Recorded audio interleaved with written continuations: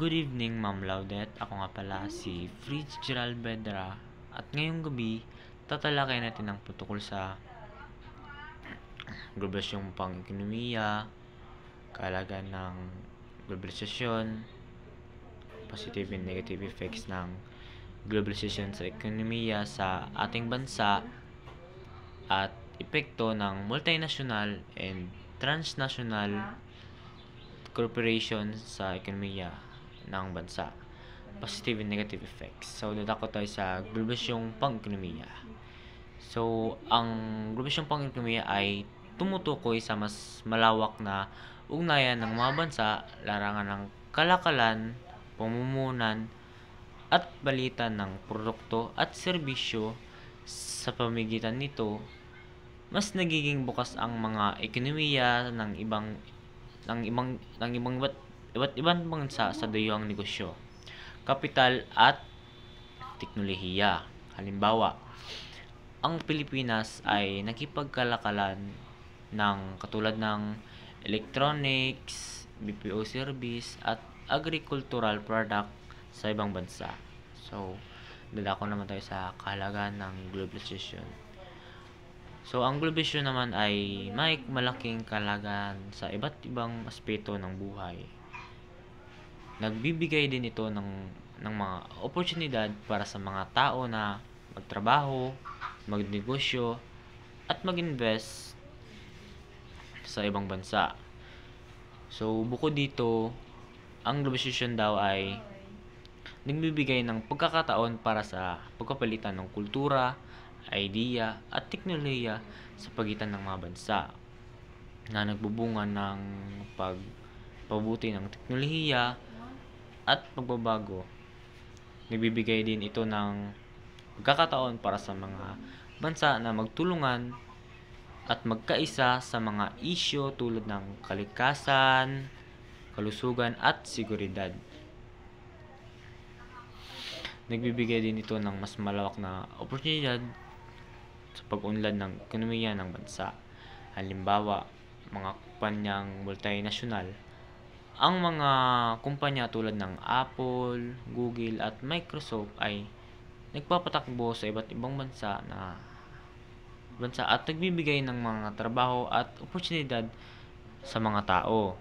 So, dadako naman tayo sa positive and negative effects ng globalization sa ekonomiya ng ating bansa. Mas maraming job opportunities gaya ng BPO, call centers, at IT service sa Pilipinas na nagbibigay ng trabaho sa milyong-milyong Pilipino, pagdami ng dayuhang pamumuhunan or foreign direct investment na nagpapalakas ng negosyo at infrastruktura dito sa atin. So, ang negatibong epekto nito, pag-asa sa imported goods. Humina ang lokal ng industrial gaya ng agricultural dahil mas pinapaboran ang mga murang imported rice, gulay at iba pa. Malaking agwat ng mayaman at mahirap. Mas napaboran ang malaking negosyante habang nahirapan ang maliliit na lokal ng negosyo. So, dalako naman tayo sa epekto ng multinational at transnational corporation sa komunidad ng bansa. So, may dalawang positibo ito. Nagbibigay ng trabaho at kabuhayan. Halimbawa, ang mga kumpanya tulad ng Toyota, Samsung, na may mga pabrika o opisina sa Pilipinas.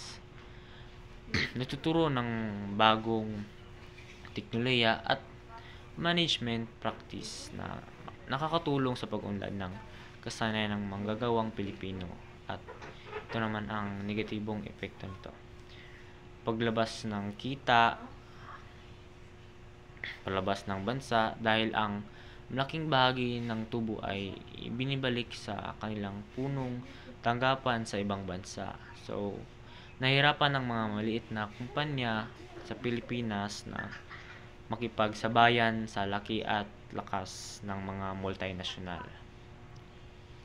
For example, sa SM at Robinson Malls, karamihan ng mga produktong binibenta ay galing sa mga multinational brand tulad ng Nike, ano yun? H&M, Jollibee na naging transnational. Ang pagpasok ng Coca-Cola at Nestle ay nagbibigay ng trabaho, ngunit naepektuhan ng maliit na lokal na soft drinks at gatasan. So, maraming kabataan ang nagkikinabang sa globalisasyon sa pamamagitan ng online, nagbubukas ng kita mula sa iba't ibang bansa. Ngunit ramdam din ng mga magsasaka ang negatibong epekto dahil bumabagsak ang presyo ng palay kapag may imported rice na pumapasok sa bansa. At yun lamang po, maraming salamat.